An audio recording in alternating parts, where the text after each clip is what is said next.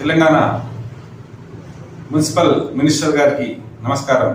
Municipal minister గారు, మీరు ఎక్కడున్నారో మాకు దొరకడం లేదు. కాబట్టి తెలంగాణ ముఖ్యమంత్రి గారు, ఈ వీడియో మీకు అంకితం, అంటే మున్సిపల్ శాఖ మంత్రి గారికి అంకితం. అలాగే ఎంఏయుడి మున్సిపల్ అడ్మినిస్ట్రేషన్ అంటే ఏఎస్ అధికారి దానకిషోర్ సార్ గారికి అంకితం. ఆ ఇద్దరికి జిహెచ్ఎంసీ కమిషనర్గా చెప్పనక్కర్లేదు, వాళ్ళు కూడా స్పందించారు. ఎందుకు వీడియో అంకితం అంటే, జిహెచ్ఎంసీ పరిధిలో జోరుగా చట్టాలను ఉల్లంఘించి టీజీబీ పాస్ నిబంధనల నుంచి అక్రమ నిర్మాణాలు నిర్మిస్తున్నారని ఎంతో మంది ఎన్నో వార్తా కథనాలు నిత్యం వస్తున్నా కూడా స్పందించని ఎంఏయుడి అండ్ జిహెచ్ఎంసీ అధికారులు కూడా చెప్పనక్కర్లేదు. అన్ని సర్కిళ్లలో, ఒక్క సర్కిల్ అన్ని సర్కిల్లో, ముఖ్యంగా నేను ఇప్పుడు చెప్పబోయేది జిహెచ్ఎంసీ ఖైరతాబాద్ జోనల్ పరిధిలోని జోనల్ కమిషనర్ పరిధిలో సర్కిల్ 18లో చూడండి ఎన్నో వార్తలు వచ్చాయి. జస్ట్ మీకు ఒకటి చూపిస్తాను. ఇక్కడ ప్రజా ప్రశ్న వార్త, సీనన్న సీజింగ్ దందా. చూడండి, సీనన్న సీజింగ్ దందా. చూడండి అంటే వీళ్ళు సీజ్ చేస్తారు, మళ్ళీ కొన్నేళ్లకు ఓపెన్ చేస్తారు. అసలు అంటే చట్టాలను ఉల్లంఘించి టీజీబీ పాస్ నిబంధనలు ఉల్లంఘించి నిర్మాణాలు చేస్తున్న యజమానులకు వీళ్ళు సహకరిస్తున్నారు అధికారులు. ఎస్, అట్లా ప్రతి ఒక్కరు కాదు, ఈ సీనన్న అక్కడే కాదు, సీనన్న అధికారి, అలాంటి అధికారులు ఇలాంటి సీనన్న చాలా మంది ఉన్నారు. జిహెచ్ఎంసీ ప్రతి సర్కిల్లో ఉన్నారు.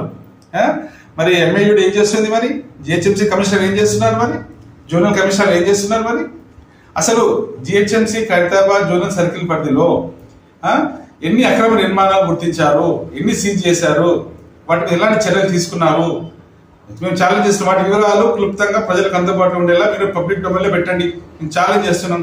ఎన్ని చేశారు? రేవంత్ రెడ్డి గారికి ఒకటి మేము ప్రశ్నిస్తున్నాం. గత పాలకుల గురించి, గత ప్రభుత్వం నుంచి చెప్పని అవసరం లేదు. కాబట్టి మీరు ఏడాది పాలన ఏం కదా, మొన్ననే మీరు విజయోత్సవం చేశారు కదా. మీరు ఈ తెలంగాణ రైజింగ్ అంటున్నారు కదా, తెలంగాణ రైజింగ్ మొత్తం ఇక్కడ కనిపిస్తుంది మీకు. ఈ కరప్షన్ లో కనిపిస్తుంది జిహెచ్ఎంసీలో అన్ని సర్కిళ్లలో.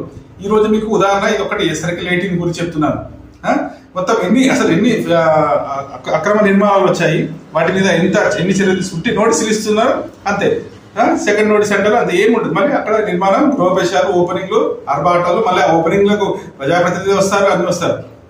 ఈ యొక్క ప్రజా ప్రశ్న వార్తా కథనం దీన్ని లింక్ పెడతాం మేము. చూడండి మొత్తం అసలు ఎంత ఘోరం అంటే చూడండి.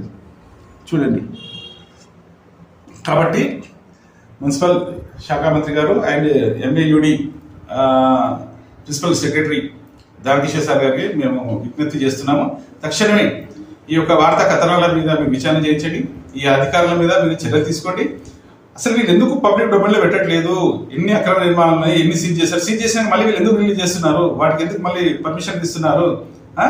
ఎన్ని వేల కోట్ల ప్రభుత్వానికి రావాల్సిన ఆదాయం గండి కొడుతున్నారు. మొత్తం అధికారుల జేబుల్లోకే పోతుంది. వీటిని విచారణ చేయించాలా, వీటి మీద చట్టపరమైన చర్యలు తీసుకోవాలని ప్రజా సంకల్పం డిమాండ్ చేస్తుంది. ఇంకొక ముఖ్యమైన విషయం ఏంటంటే, వార్తా కథనాలను లైట్ గా తీసుకుంటేనే ఇలాంటి అధికారుల మీద తప్పకుండా Telangana press academy chairman sir గారికి మేము విజ్ఞప్తి చేస్తున్నాం. ఇలాంటి అధికారుల మీద మీరు కూడా ఇన్వాల్వ్ అవ్వాలా, మీరు చర్యలు తీసుకోవాలంటే మీడియా డేలకు అది లేదు, మీడియా ప్రతినిధులు అంటే లేదు, అంత అవినీతి. ఓకే, మీడియాలో కూడా అవినీతి వాళ్ళు ఉన్నారు, నేను కాదనను. కానీ మేము మీ దృష్టికి తీసుకొచ్చాము, మేము ఛాలెంజ్ చేస్తున్నాం, ఎన్నో తీసుకొచ్చాము.